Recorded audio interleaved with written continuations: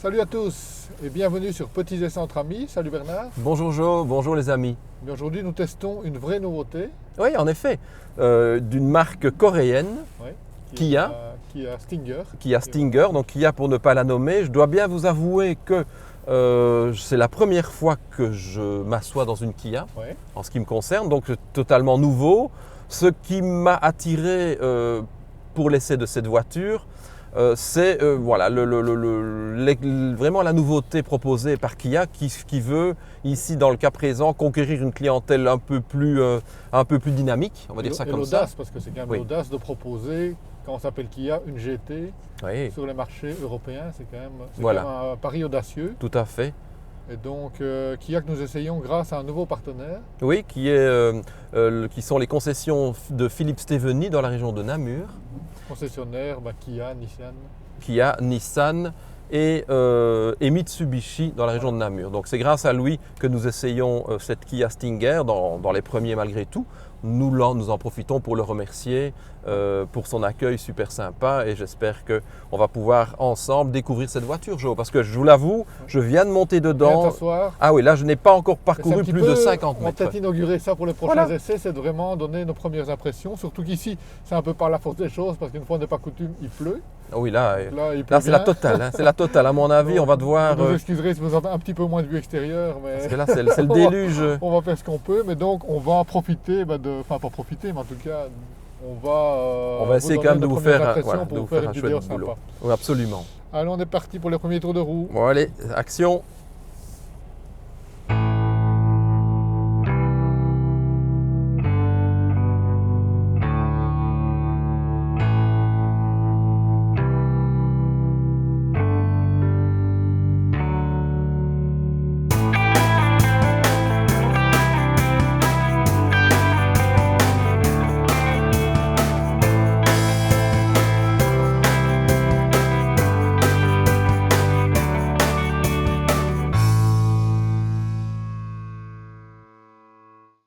Donc, bah écoute, voilà, je démarre. La chose que j'ai remarqué, disons, on parlera de l'esthétique après. Oui. Je parle ici de le premier sentiment en rentrant dans cette voiture. Franchement, c'est la qualité de fabrication perçue. Donc en tout cas visuellement, moi en m'asseyant dans cette voiture, comme tu le sais, on est tous les deux fort baignés par une culture germanique Oui. dans les voitures que nous essayons majoritairement, puisqu'ils sont fort présents sur le marché ici en Belgique en tout cas. Mais je dois bien avouer que cette voiture m'a fort surpris par son niveau de finition, par son ambiance globalement voilà, assez germanique, Ouais. il faut bien le dire. J'aurais envie de dire, oui, les deux mots que j'aurais envie de dire pour résumer un petit peu l'ambiance, c'est modernité, c'est quand même assez moderne et soigné. Donc c'est modernité par le côté, je veux dire, on retrouve les aérateurs. Maintenant, il y a une forte inspiration quand même germanique. Je dis germanique. Les aérateurs, c'est vraiment inspiré de chez Mercedes. Oui, de chez Mercedes. Cette partie de la console centrale, clairement, vous le verrez, vous le voyez d'ailleurs maintenant, effectivement, donc ce sont les buses de ventilation rondes comme on retrouve sur les Mercedes, l'écran positionné ici au milieu de la console centrale, donc là c'est vrai que inspiration très germanique, volant avec un mets-plat, Attends, je vais vous lancer celui-là. volant avec un mets-plat, donc ça c'est franchement très bienvenu. Et accessoirement, bon, une ambiance de très haute finition, puisque chez Kia, il n'y a que deux niveaux de finition, le GT Line, Ouais. qui équipe cette voiture, c'est-à-dire on peut dire carrément du full option, et alors on a le niveau de finition juste au-dessus qui est le GT. Ouais, GT, mais qui va avec la GT, donc Qui va avec la 3 litres 3. oui, parce Voilà. que Et effectivement, ici, nous on ne peut pas essayons... prendre la finition GT sur le modèle en dessous, hein. Non. Et ici, nous essayons la motorisation. Diesel, le 2 litres de diesel, hein, qui est Voilà. qui représentera sans doute le gros des ventes du modèle, même si, en tout cas par rapport à la version GT, Oui, absolument. qui est quand même fiscalement très, en tout cas en Wallonie, Ah oui. très Oui. pénalisante. Très pénalisante. Maintenant, la GT, la 2 litres 2 CRDI Ouais. qui a une puissance de 200 chevaux. quand même déjà suffisante. Qui a déjà pour une belle pouvoir, puissance. Et voilà, la puissance ne sera pas réduite fiscalement. Donc elle est vendue avec 200 chevaux. On ne je peut pense pas. qu'on aura de moins en moins ça, puisque c'est vrai qu'au départ, c'était par une spécificité belge, où à Oui. 163 chevaux, on payait moins de taxes. Absolument. Maintenant, c'est plus qu'une spécificité wallonne. Parce que il faut savoir qu'en Flandre, ils ont changé de taxation. Donc, je veux dire, les constructeurs vont, à mon avis, de moins en moins faire des adaptations pour spécifiquement le marché wallon. Absolument. Donc, c'est vrai qu'on retrouvera de moins en moins cette spécificité. Donc là, on peut fermer la parenthèse parce que c'est vraiment très spécifique à la Belgique et Oui, doit bravo. certainement moins intéresser nos amis français Qui sont nombreux à nous regarder. Voilà, qui sont nombreux à nous regarder. Mais il y a des donc, Belges bien aussi, sûr. donc c'est vrai qu'on pouvait en parler.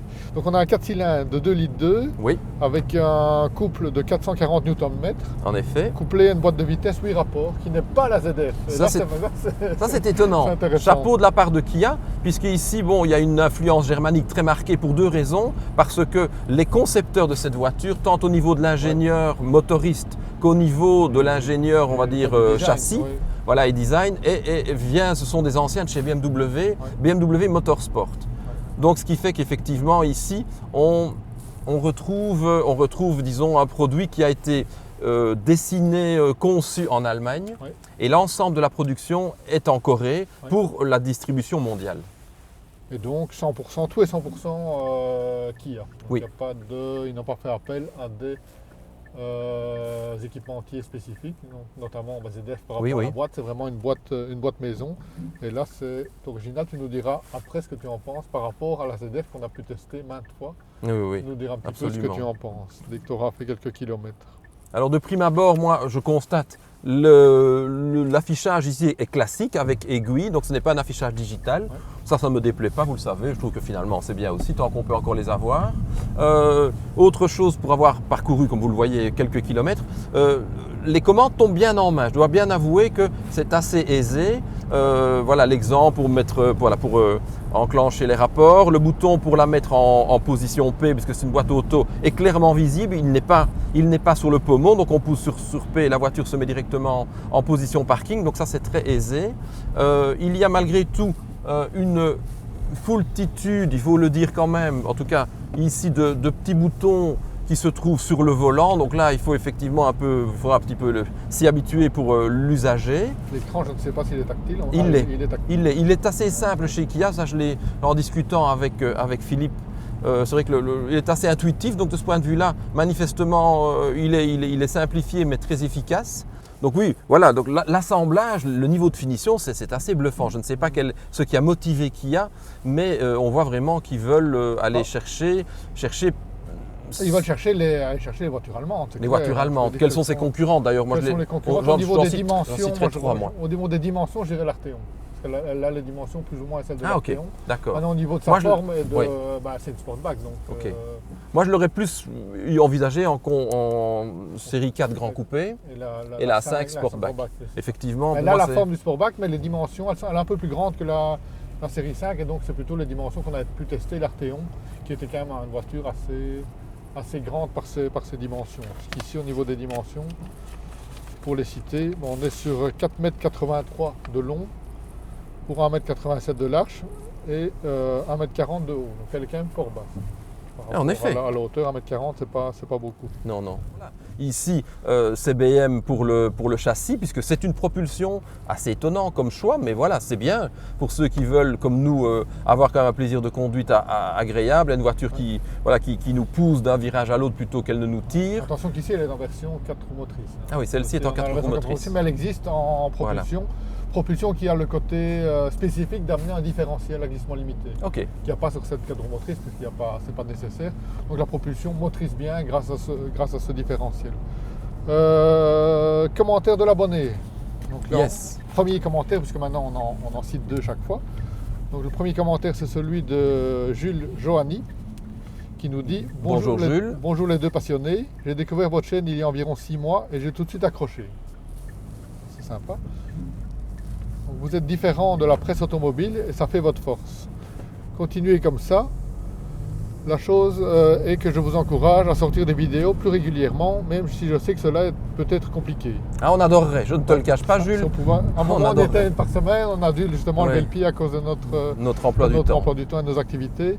Je trouve cette auto, parce qu'on parlait de l'essai de l'X3, hein, Oui. beaucoup plus jolie que sa devancière. C'est le cas. Même je ne suis pas un grand fan de la gamme X chez BMW.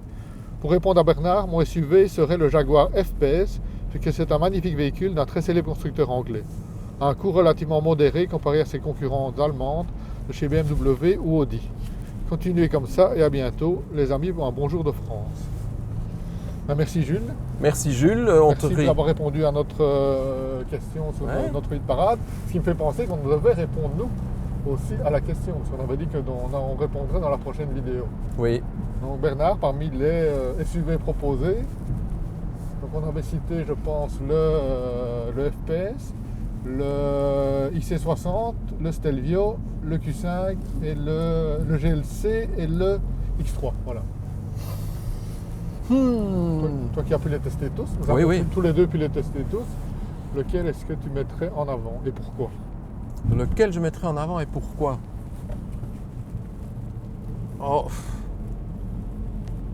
Je dois bien avouer que j'avais été malgré tout assez séduit par la proposition de Volvo avec son XC60.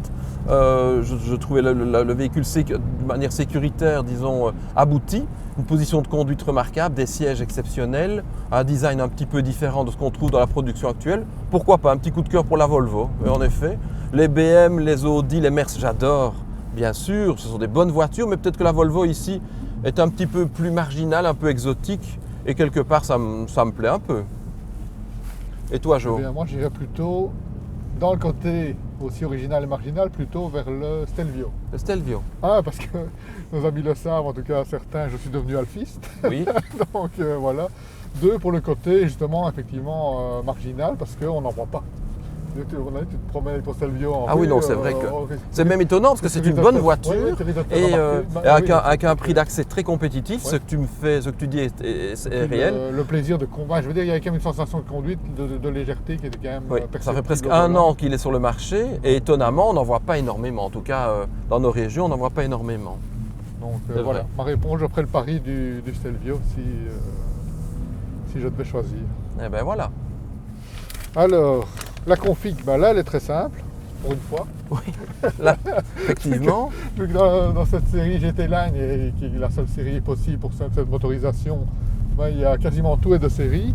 Donc, prix de base de la voiture, 46 000 €. Donc, il est un tout petit peu plus cher que le prix de base de ses concurrentes, mais où là, il faut cocher toutes les cases options. Et donc, qu'est-ce qu'on a droit pour ces 46 000 €? Je n'ai pas tout relevé évidemment parce que la liste était longue, j'ai relevé ce qui était le plus parlant. On a les feulettes, les sièges en cuir chauffants et ventilés. Oui, franchement, ça passe. Les sièges électriques que tu avais un petit peu reproché sur le X3 de ne pas avoir. Oui. Le système de navigation TomTom avec l'Apple CarPlay, donc possibilité de connecter son iPhone. Les capteurs avant et arrière, l'air conditionné forcément, le head-up display qui est de série, le haillon électrique on a pu le tester, et même le système Harman Kardon au niveau de l'audio. Donc pour 46 000 €, je pense qu'on n'est pas volé. Non. C'est pas ce que tu en penses? Non, effectivement, on a un véhicule qui est très complet. Je crois que la seule option, c'est le toit ouvrant, je le pense. Pour le reste, on a un véhicule qui est très complet et qui est quand même avec une motorisation qui est un petit peu supérieure par rapport à ses petits camarades, puisqu'on a quand même 200 chevaux sous le pied. Donc non, l'offre, elle reste quand même, disons, légèrement inférieure à ses concurrents allemands. Maintenant, va-t-elle aller chercher une clientèle qui aime ce type de constructeur? Ça, ce sera évidemment la grande question. Bon, c'est clair que Kia est une marque qui vise beaucoup, je pense, le marché américain, principalement, mais qu'en Europe, ce sera un peu quand même assez confidentiel au niveau de sa diffusion. Mais bon, nous allons voir sur route tout à l'heure si cette voiture, effectivement, peut répondre à une certaine demande. Et là, la caméra de recul avec la vue 360 degrés. Oui, et on a donc le choix, comme tu le vois, de pouvoir, si vous le voyez sur la caméra, de pouvoir choisir. Et voilà, ici, donc ici on doit revenir en arrière. Oui, absolument. Et donc, moi je propose de tenter, malgré la pluie, Mais ça se... Une petite sortie, un Voilà. petit descriptif de l'extérieur. Allez, on est parti, on tente cela tout de suite. Et donc ça, ce sera pour notre, à mon avis, pour notre épisode 2. Hein. Ah oui, je pense.